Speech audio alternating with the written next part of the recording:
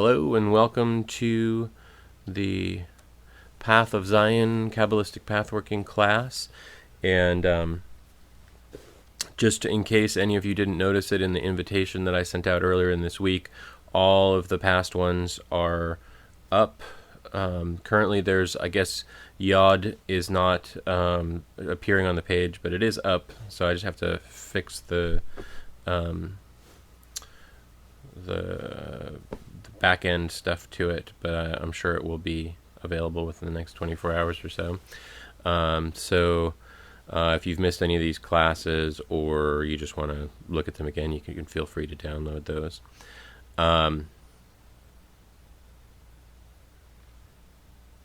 I just sent it out in the invitation, Brendine, so that's just like a little sentence in there. So if you just go to JasonAugustusNewcomb.com and then go to the Kabbalistic Pathworkings and then scroll down, you'll find it in the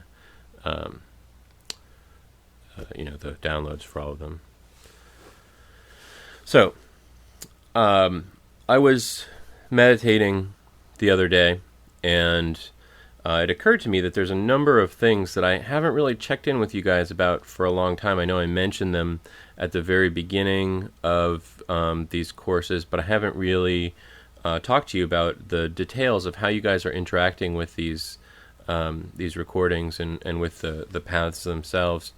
So I wanted to throw a couple of questions at you guys just to sort of get the conversation going, and also to just sort of see where you guys are at with how you're utilizing the recordings.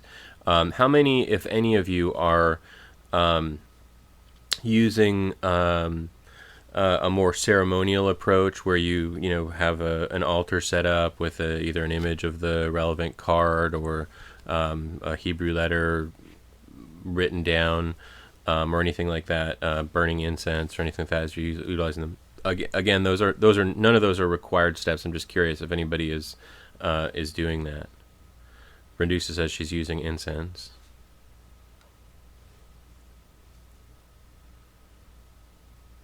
I like incense myself. I feel like it's a one of the when you have an incense that you enjoy and that you utilize when you meditate a lot, it brings you back into that sort of sacred space really quickly, because that olfactory sense really triggers the memory very strongly. Brendine says she... Oh wait, there's a couple others that have popped in here. Robin says on her first listen she does a ceremony with mass. After that, wherever.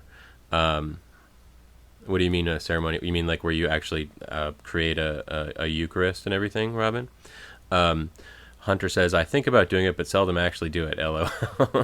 Well, that's okay. I mean, the thing is, one of the challenges I think is that when we make things too involved, we have to have certain things in place in order before we can do something. It ends up slowing us down from doing exploration that can still be useful without doing that extra rigmarole. Sometimes I've found that when I do something very spontaneously, I'll have an amazing experience or amazing results from a magical operation, and then when I spend a month gathering all the essential elements for something and really try and put my all into it, sometimes that ends up being sort of almost anticlimactic because of all the expectations that I've put into it. Brendine says she does a quiet trance-like state and does nothing extra. Kevin says, I stare at the letter before proceeding. That's probably not a bad general practice to take up, is just to sort of look at the Hebrew letter and think about it, or look at the relevant tarot card. So Robin says she does full colors, tarot card, incense, Eucharist, openings and closings. Wow, so very, very elaborate work from Robin. Hunter is agreeing that a lot of extra stuff sometimes gets in the way of getting things done, I think is what you're agreeing to. Graham says, yes, I found that too. Juan says, I tend to stick with half and half. So many times I do gather a great deal of items for ritual, and other times a simple intention is enough. I generally keep it an altar, although right now it's got some other stuff on it that doesn't belong there, so I'm not going to put the camera over have you guys be like, oh my god, Jason's in math. But I generally keep an altar with things on it so that when I want to do a ritual, I have kind of at least a little space carved out for it. But so I mean, I can at least light candles if I want to for something. Maybe have some appropriate incense, but I don't always do that either, because sometimes it's necessary just to be spontaneous. Sometimes I even like to walk and listen to one of my recordings, and be in a very sort of Zen walking kind of a space with them. It obviously, with my recordings, contain certain things that are inherently demand that you be sitting in order for them to make sense. So you have to kind of go, I'm not going to pay attention to that particular process instruction there, but it can be a nice experience to just sort of flow with it as well, and one appreciates what Robin is doing, and she says she only does it in the first go around. After that, when I get quiet moments wherever I am and have it with me, everyone's giggling about that. Robin says she finds that it seems to jumpstart the path working with that card. I mean, absolutely. I think that's an ideal situation to do stuff like that, to really kind of make it a ceremony and really have it be a process. But again, you can still get benefit from it just simply listening to it. Hunter says it's desecrated with a cell phone. No, it's actually desecrated with a bunch of tarot decks. I've got like 10 decks sitting on top of it, and it's a notebook, and I mean, it's all sort of magical things, but it's just sort of not the magical things that really should be on it.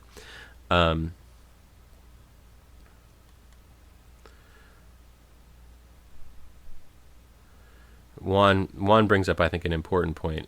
If you stick to large ritual work with grand detail in times of need, you feel as if your magic is dependent on such grandeur. Yeah, and that can get you into trouble. If you feel like, I can't do a ritual because I'd need 20,000 things. Robin agrees. Brandine agrees. All right, so the next question that I want to ask you guys is very technologically oriented to the specifics of the recording. As we've been moving through, more and more of the recordings, obviously there's that first opening section that's the same basically in all of them, but then there's a section, and I don't know if I can't recall if we've ever really discussed it in detail, but there's a section where it says, "Now I want you to go through the energies that we've already explored," and that part basically you go through the Sephirotic chambers sonically. So you're listening to the sound of Yesod, and then the god names associated with that go for about 30 seconds, and then through each of the ones up to, like, for instance, the one that we're about to do this week, it's Tiferet is the place where it begins. So you go through Yesod, Hod, Netzach into Tiferet before it begins, and I'm wondering what you guys are doing in your inner work at those times, and I'm asking that for posterity's sake, so that some other people might be able to get some benefit from what you guys are doing. Do you just sit there? Are you visualizing rising up and actually visualizing each of the temple spaces that you've been to before? Are you just feeling whatever you feel? How are you guys interacting with the recordings during that part? Or are you not consciously doing anything?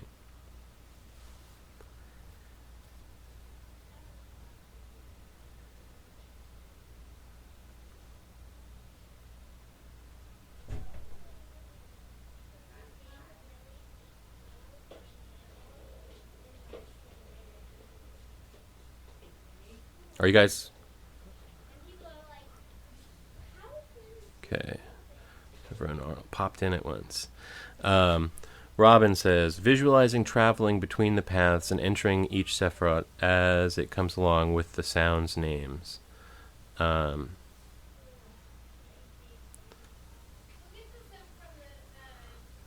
Brendine says, visualizing, feeling, entering into the space consciously. Juan says, I would love to hear more binaural work on hermetics come from you for sure. I love the technology of it, and in regards to the way you have used it, I feel like it's a chakra tune-up, and the visualization tends to feel rather the very same, like connecting all the dots on the tree of life, as it were, chakras. I visualize as much as I can of recording, says Kevin. Brendusa says, visualizing based on your wording and feeling the changes in my consciousness. Okay. Graham says, really just feeling the ambiance of each sphere. Okay. I think those are all, valid ways of approaching it. When I want to go back to Robin for a sec, because she kind of gave a longer description. Yeah, I wasn't quite sure what she meant. She says she's visualizing traveling between the paths and entering each sephira as it comes along. So is that like you're traveling through tubes, or are you just sort of are you visualizing the previous letters that we've done, or are you just allowing yourself to just kind of float between the spheres? Do you visualize it as you're entering into a globe of a color, or just through a gateway? I'm wondering how people are doing it. I'm looking for just a sense of, and maybe it changes at different times. I don't know. Robin says, visualization is not tubes, but more a bridge between the sephira. Okay.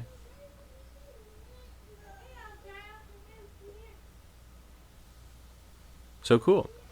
So let's talk a little bit about the path that we've just been doing.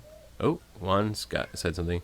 Feels like a vortex in visualization, and moving from a track to a sphere tends to feel like a hyperdrive scene in a Star Wars movie. Okay. Brendusa says, mine like pathways.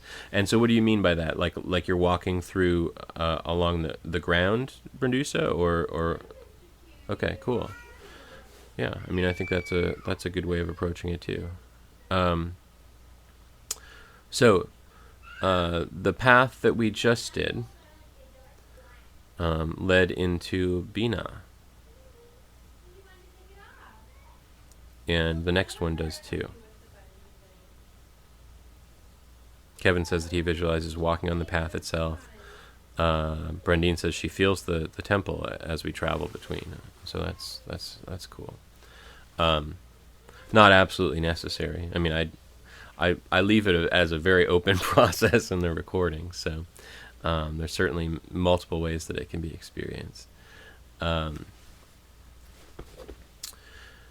So I'd like to know people's reactions to where you end up in this most recent one, which is in a kind of a void place, pregnant with possibility. Graham says, standing right on the edge of infinite darkness is disconcerting and frightening, to say the least, although presumably this is still essentially an ego reaction. More work on the 27th needed here, I guess. Yeah, I mean, I think that there's a lot of relationships between those sort of the path of Pe and the path of Ayin and these paths up here. They really do have to do with those dualities and that sense of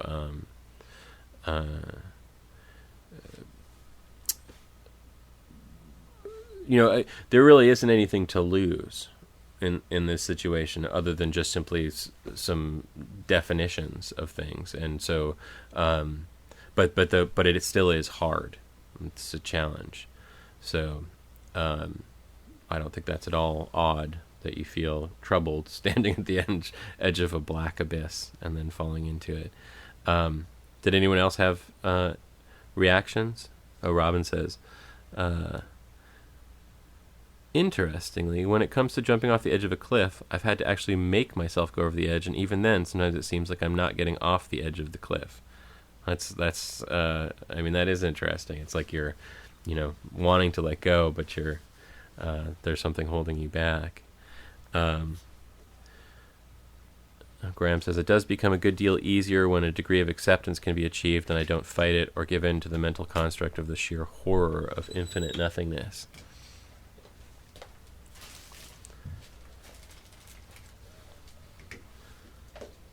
So, I mean, the thing about infinite nothingness is that it's, it doesn't actually exist. It's just sort of nothingness and somethingness are both, word constructs. So,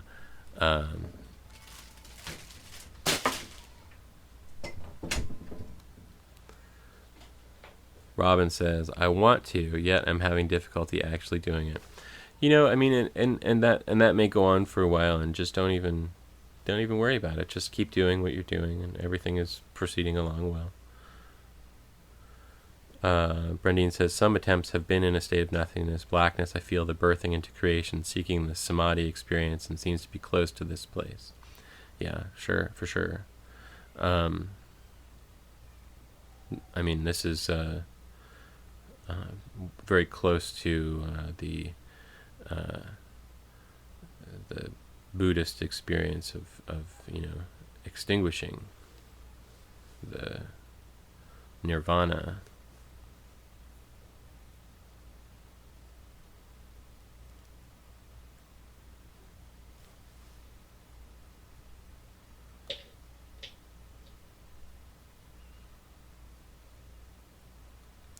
One says, I had a chance to give it a run last night and found the cliff more of a letting go.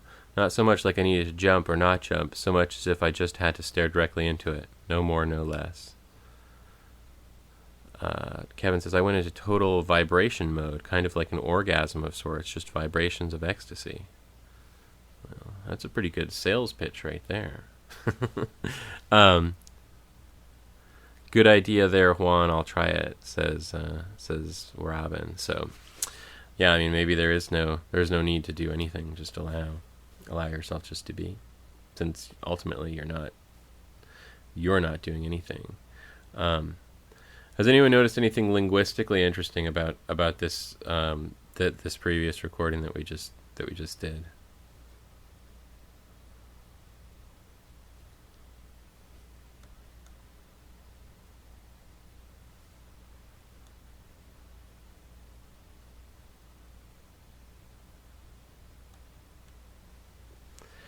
Producer says, I felt divine love all around. That's good. Juan says, ultimately it just felt like a release of negative energy as I looked into the darkness, as if the memories that remained just drained into it. Robin says, no, can't say I did know. Okay, so this is the first recording where the personal pronouns completely drop away at a certain point in the recording. So, and that's, obviously intentional. So, that's kind of the idea of this place and beyond. There really isn't a sense of a personal pronoun in it at all.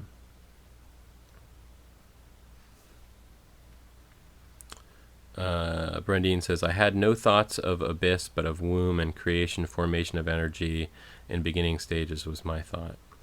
I think that's a pretty accurate thought. It's a void in that nothing has kind of come into being, but it's not really an emptiness, strictly speaking.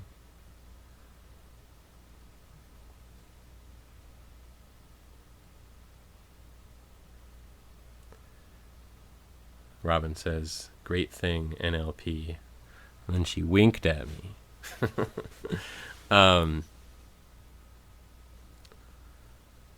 Brendine says, fusion of all into one, no separation, no duality thinking. Yeah, and that's actually probably a good transition into this week's path, which is pretty similar in a lot of ways.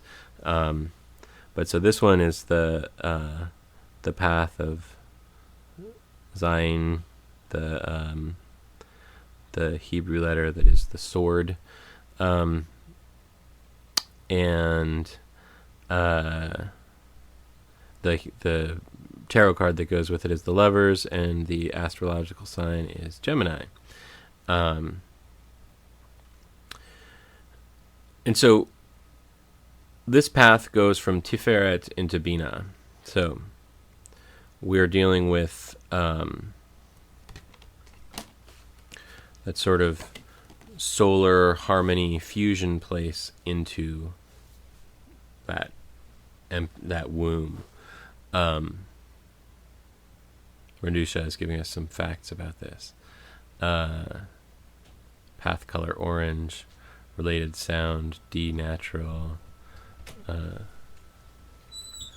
and yes, many other things too. The essence of this path is not entirely different than the previous one, except that because it's coming from a different starting point, it doesn't have quite as aggressive a quality to it. It's more about fusing things together, fusing the concepts together, and just allowing oneself to kind of disintegrate the polarities. So it's not. I mean, as I said, these upper paths are very simple in their nature, and in a lot of ways they're all kind of the same. Although they'll take on different flavors as we're going to the different temples, but it is it's a very sort of straightforward, allowing oneself to just kind of fuse everything into one thing and just eliminate difference from conceptual framework. So Renusha has added a couple more things. She says the esoteric title is The Children of the Voice, the Oracle of the Mighty Gods.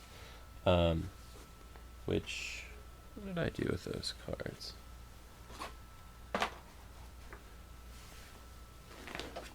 Here. This brings to mind my New Hermetics Tarot project.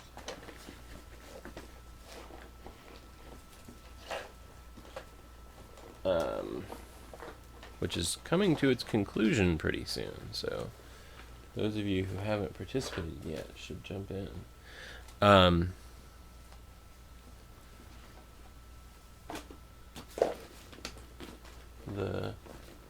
What did I do with those cards?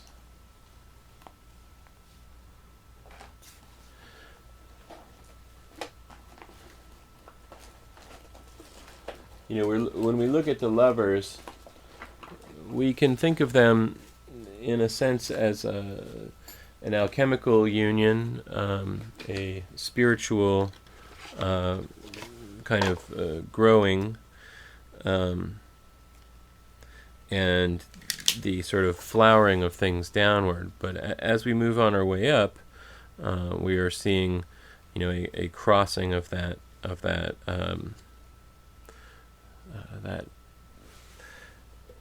separation between that which is in creation and that which is pre-creation, and we are moving into this territory of complete non-manifest, non-conceptual area.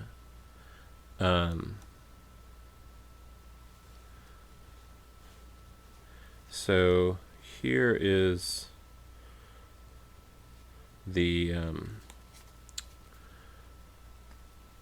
this isn't the New Hermetics Tarot, this is the one that's in Sexual Sorcery, but I was reminded of this because, like, at the bottom of each of the cards, it's got the little esoteric title in it.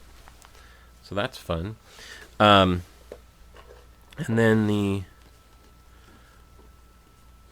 New Hermetics Tarot.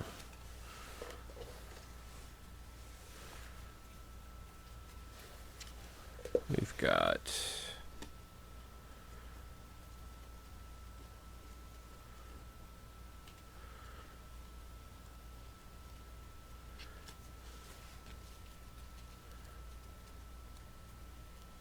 so in these little guys who are sort of opposites of each other sort of humanized forms of the yin yang symbol. They've got the black centered one with the white body and the white centered one with the black body, and those colors behind it are the color scales of the Golden Dawn. But so they're kind of those opposites are linking together ultimately, and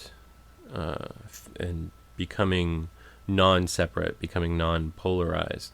That's really what this area is about. Is the losing of that polarity that we experience in all things in the manifest world. There's always sort of light is only existent in the space of darkness. Good is only existent in the space of evil, and so we're moving beyond those polarities as we travel up the tree. Juan's saying that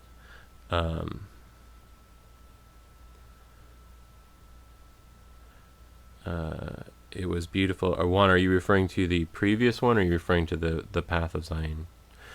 It was beautiful, found it to be the path of reconciliations, a wonderful release of doubts and regrets. Of all the pathworking, I enjoyed this one a great deal. Lovely. And Brendine, again, are you talking about Zayin, or are you talking about the other one? Brendine says, each time I do this one, I find subconsciously the polarity and separation in my mind disappears more. Okay, so everyone's starting to jump ahead. Naughty children. That's all right. So you guys are, well equipped for this path. There isn't really that much to say about it. Again, it's just a higher level of some of the other stuff that we've done in the past. The path of Ayin is similar in some ways. The path of Pei is similar in some ways. And even the path of Lamed is similar in some ways. And the path, it's Mem. There was another one that had a similar kind of a feel to it. It's eluding me at this particular moment. But so the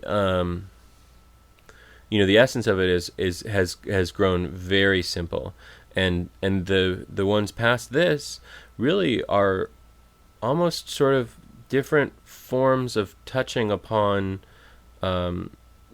being in the the divine mind, in the divine consciousness itself. So this is the one that sort of we're kind of passing through this area where the divine is expressing itself in principle, and then we're moving through a vacuum right now, and then the divine mind is kind of on the other side. So, but this one is not to be skipped, just because it's moving into a place of emptiness. But it's a lovely place of emptiness. Okay, so.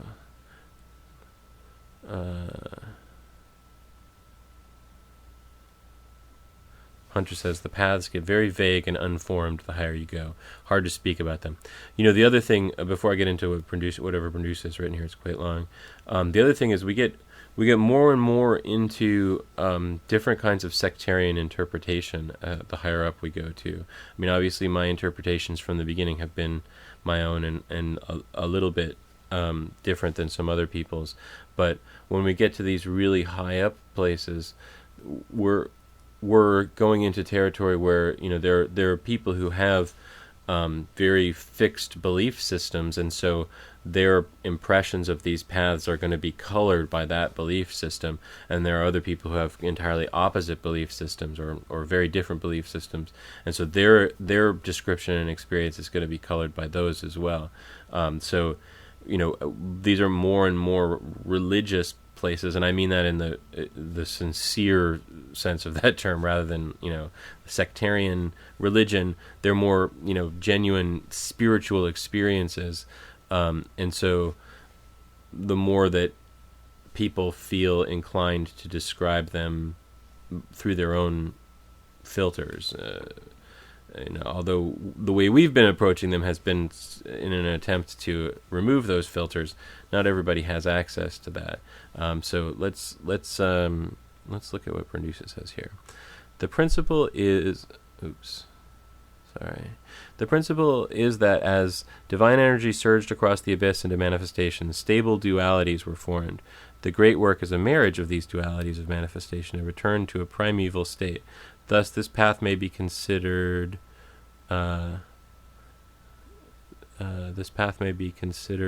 The aspect of the Garden of Eden from which mankind was expelled, but to which it may earn re-entry by consciously dealing with what has been called the inner sun and moon. The whole key of the great work is the uniting of the sun and moon under Mercury, the planet of Gemini. Robert Wang states this in the Kabbalistic Tarot book.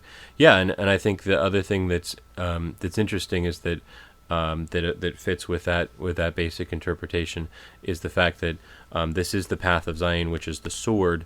That the cherub placed in front of the Garden of Eden to keep Adam and Eve from re-entering the garden. So there's a lot of imagery that deals with that Genesis story in here, and other things too.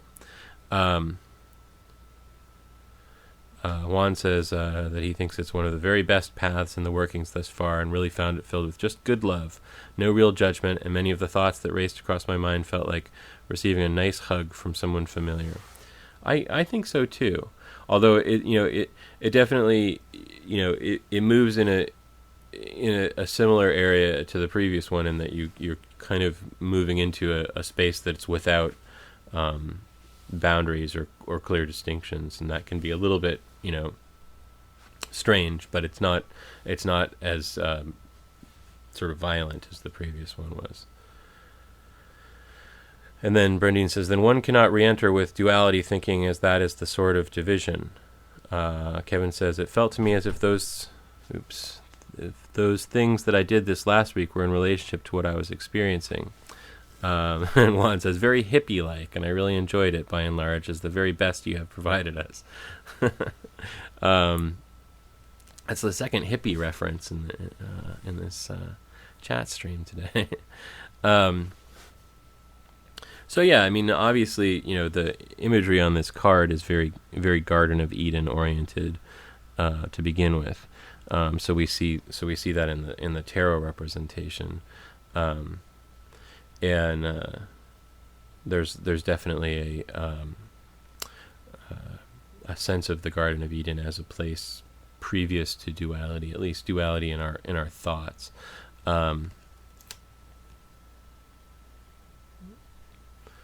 Juan says, love and peace, my brother. That was a great movement. I wasn't trying to disparage the hippies. It's just my mom's definitely was a hippie, and my dad too. They the place that we're moving towards in this is ultimately a place in which we are not able to stay for extended periods of time at this point.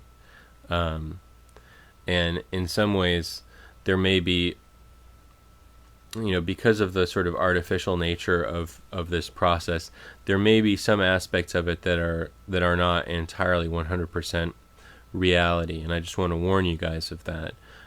Just because we are I think I've mentioned this in the past before, but we are creating some intermediate stages and things that aren't really there in a practical sense, because you just kind of experience what you experience as you move through life, whereas we're kind of isolating and crystallizing certain phases and things.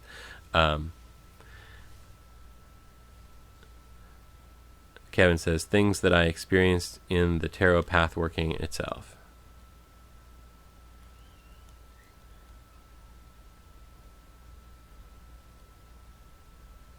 Oh, you mean things that I'm putting all the pieces together of your statement. You felt like in your life you experienced things that were related to the pathworking. That's very. I think a lot of people have been experiencing that, at least to an extent, in what they're doing, and I think that's a very common occurrence when we were doing magical actions consciously and with intention. We do get that experience of them coinciding with our outer experiences in life as well. So I think that's a very positive expression of your work. So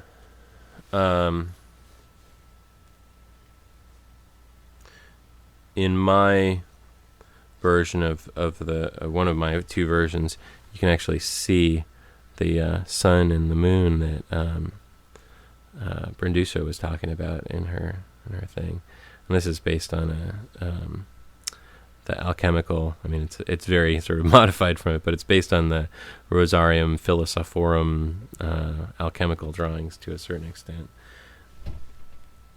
Which there's a great deck. I've showed it to you a few times by a guy named Robert Place.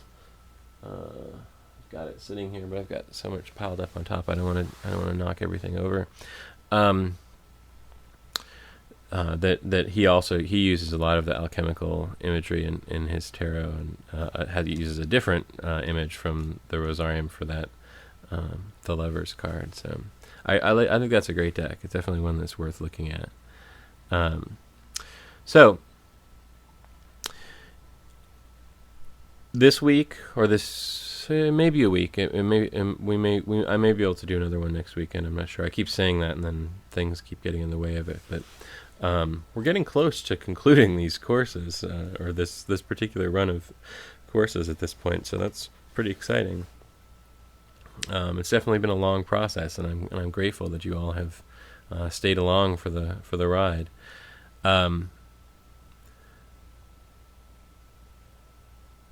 I'd like to see you guys just be open to the experience of this path. As I said, the interesting thing about these upper Sephirot, the non-manifest ones beyond the abyss, is that they can't really exist independently of one another. They're really all a unity, just kind of expressed in different ways. And so the distinctions between things are a little less clear in them. I mean, as they should be. But so, I mean, just allow yourselves to just kind of go through this process as it comes up, and not worry too much about results or about, the oddness of them kind of existing on their own. Brandine says, I have really focused on the idea of taking off barriers to reality and uncovering the real self, or the true self, making the gifts apparent, or reality. Are you guys hearing me?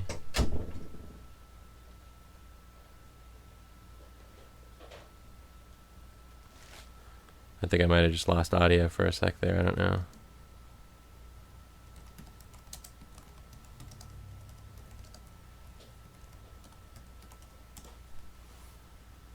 Oh, it came back. Froze up a little bit there for a second.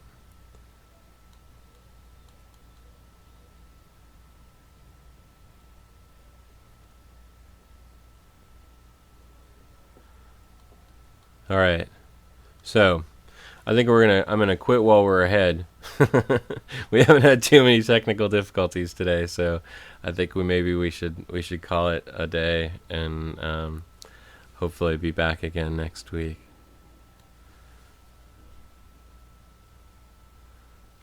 Are you guys still hearing me?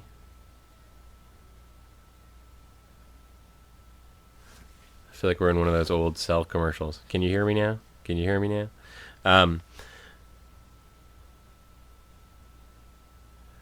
It's been wonderful spending time with you guys, and I look forward to the next time that we meet.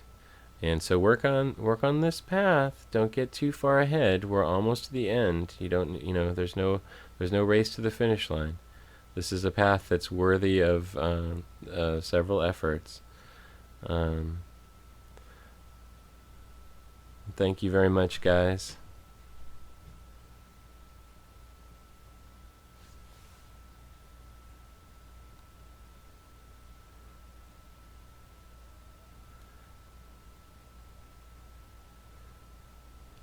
I'll see you guys next time.